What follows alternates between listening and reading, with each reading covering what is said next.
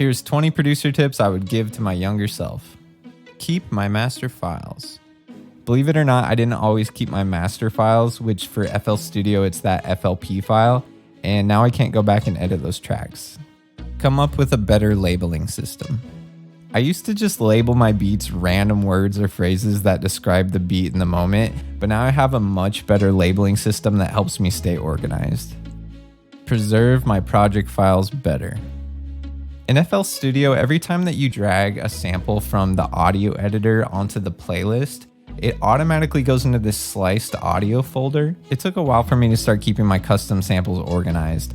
Focus more on quality over quantity. When I first started producing, I would just pump out a bunch of beats in a short amount of time. This one's a little tricky because it was good for getting my feet wet and learning the program and the process, but I would have benefited from taking a little more time to polish up my beats before moving to the next one.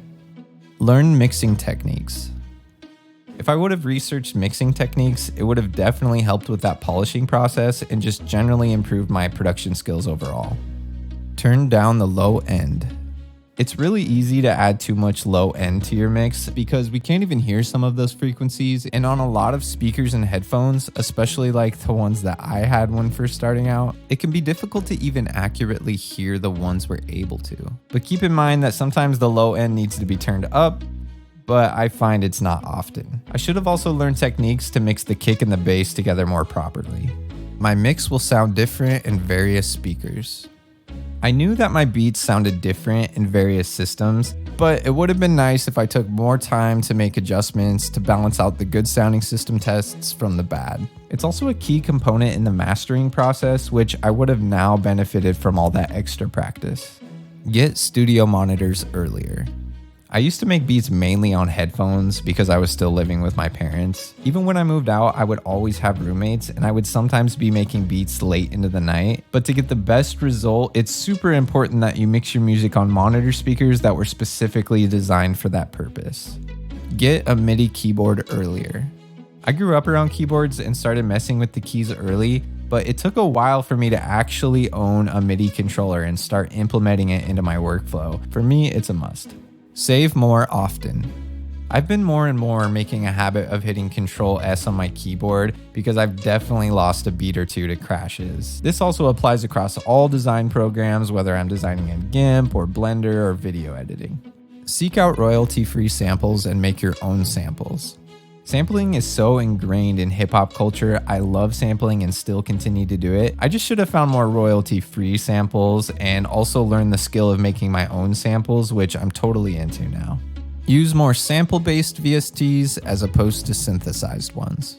If I took a journey through my beat collection chronologically, I would hear a slow but steady transition of beats sounding heavily synthetic to more organic. Sampling and using sample-based VSTs have much more texture. There's definitely a time and place for both. I just would have leaned a lot less on the synthetic sounding instruments.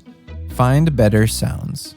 I should have sought out higher quality tools. Some of this speaks to actually saving and spending some money on VSTs instead of always going the free route, but also just finding quality sounds free and paid. Use more diverse sounds and branch out from my go-tos. Especially in the very beginning where I mainly used stock sounds. This relates to finding better sounds in general, but even with presets, I used to always default back to the same citrus presets. Connect with other producers more. I learned so much from other producers, from working with them, but also just studying them. And it's just different when you're sitting there next to them as opposed to learning on YouTube, but I think both are important though. Work with artists more. For a lot of producers, the goal is to get artists to use our music for their project. Working directly with an artist is a great way to develop custom beat making skills, revision skills, and just better overall producer practices like mapping and simplicity. Utilize my dad's music skills more.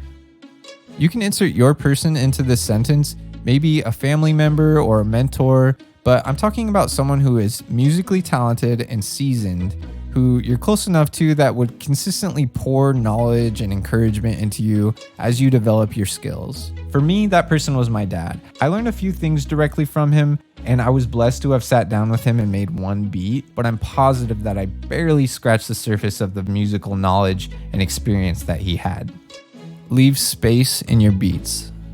I briefly mentioned this earlier, but learning to make your beats more simply, as in not filling them up to the brim, and more specifically, leaving room in the mix for vocals, is crucial. Add more interesting mapping elements. I was mapping out and breaking down my beats very early on, but incorporating bridges and more complex breakdowns would have really helped me advance quicker. Get my online releases organized. Back in the day, I was releasing my stuff on MySpace, but for whatever reason, it took me years to get my YouTube releases going, as well as having them somewhere they can be purchased. I would have told myself to get a website, which was actually pretty daunting for me back then. Well, that's it for today, you guys. I hope you enjoyed. If you did, hit like and subscribe. And if you want to throw a comment below with your producer tips for your younger self, thanks, and I'll catch you guys next time.